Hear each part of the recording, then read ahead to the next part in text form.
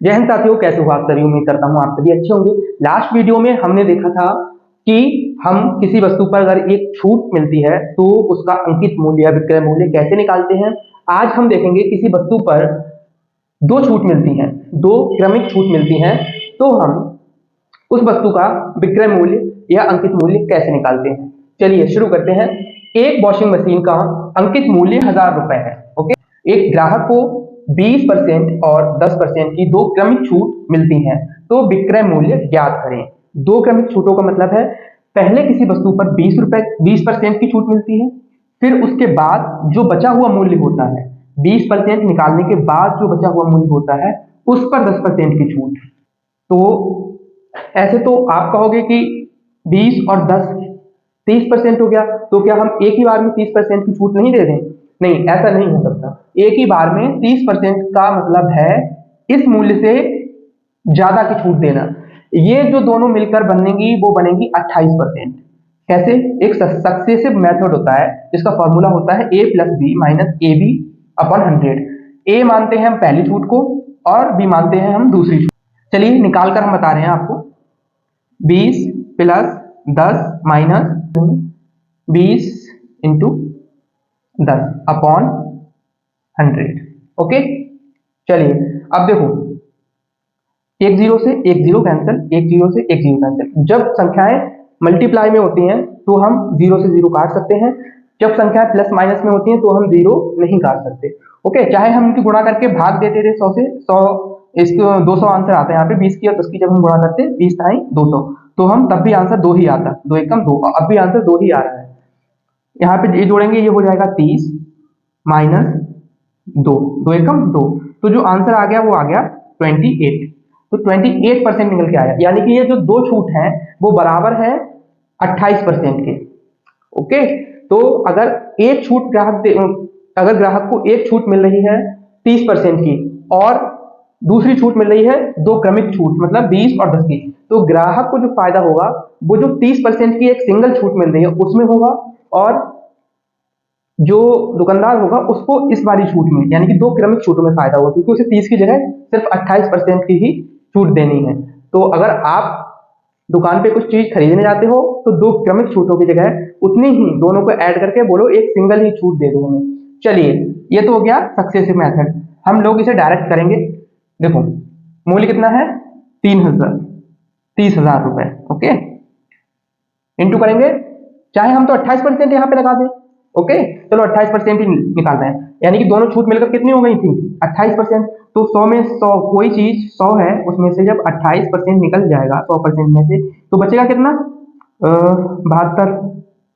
ठीक है, 100% निकाल दिया, 100% में से 28% निकाल दिया तो बचा 72%। तो यहाँ पे हम लिखेंगे 72%।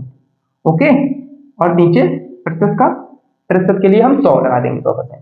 ओके, दो जीरो से दो जीरो कैंसिल, यहाँ गुणा कर देंगे, दो जीरो ये आ जाएंगे, 3 दूनी 6 हो जाएगा, 3 सत्ते 21 हो जाएगा।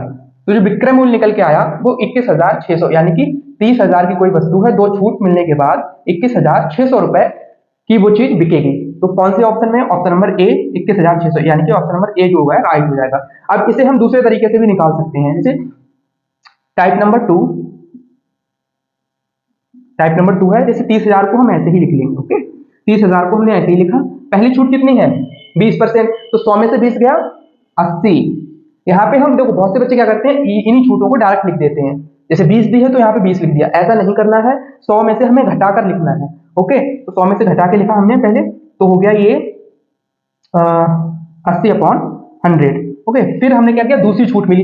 अब दूसरी छूट जो होती है वो इस मूल्य पर नहीं होती है, इस मूल्य पर होती है, मतलब इसमें से जो ये मूल्य निकल के आएगा उस पर छूट होगी। तो ये अपने आप में अभी पूरा 100% है। कोई भी वस्तु अपने आप में पूरी 100% होती है जब तक कि उसमें कोई छेड़खानी नहीं की जाए। ठीक है, अभी ये अपने आप में पूरा 100% है। अब ये 100% में से 10% की छूट और दे दी, तो 100 में से 10 गया 90। यहाँ पे हम लिखेंगे 90 और यहाँ पे 100 ऐसे ही। ओके, अब काटा पीटी मचा दो, सवाल हो जाएगा, आपका आंसर आ जाएगा।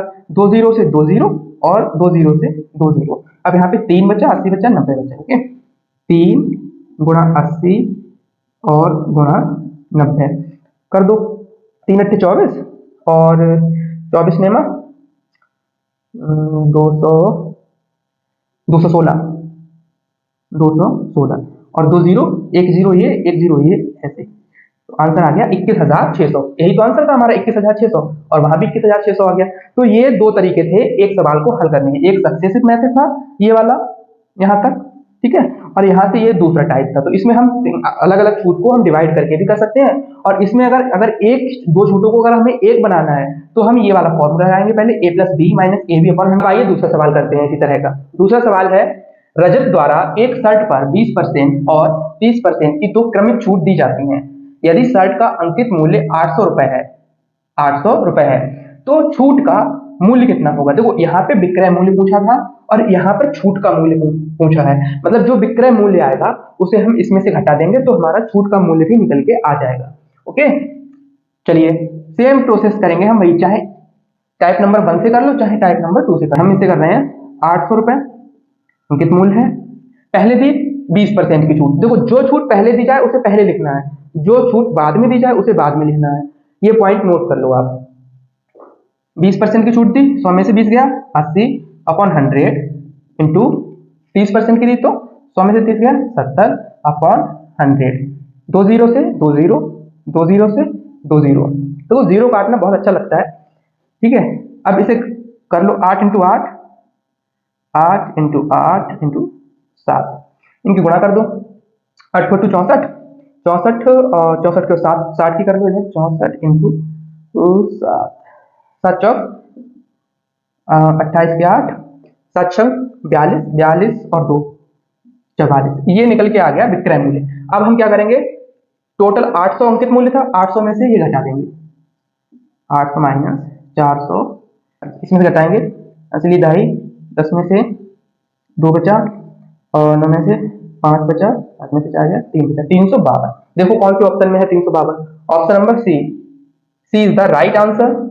ओके, तो ये छूट निकल के आ गया। या अगर विक्रय मूल्य पूछे तो हम, विक्रय मूल्य था 448 रुपए, जब उसने छूट पूछी तो हमने अंकित मूल्य से ये घटा दिया तो हमारी छूट निकल के आ गई। तो इस तरह हम लोग ऐसे सवाल कर सकते हैं। अब इस सवाल का आंसर आप लोग कमेंट बॉक्स में बताना क्या आएगा। सेम इसी प्रोसेस है, चाहे आप सक्सेसिव से कर लेना चाहे आप डायरेक्टली कर लेना।